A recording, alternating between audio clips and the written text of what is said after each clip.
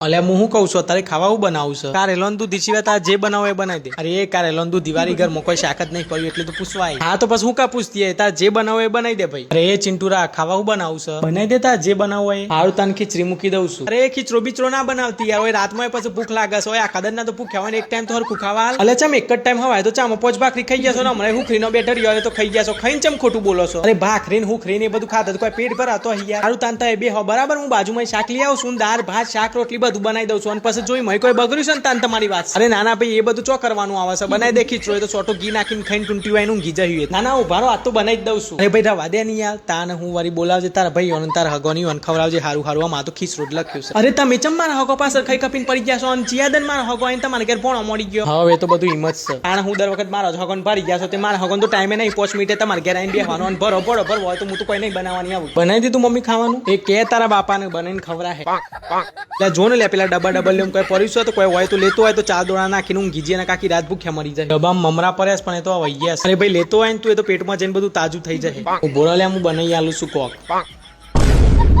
હું તો એ જ મમરા ગરમ કરીને આલું છું બરોબર આ તમે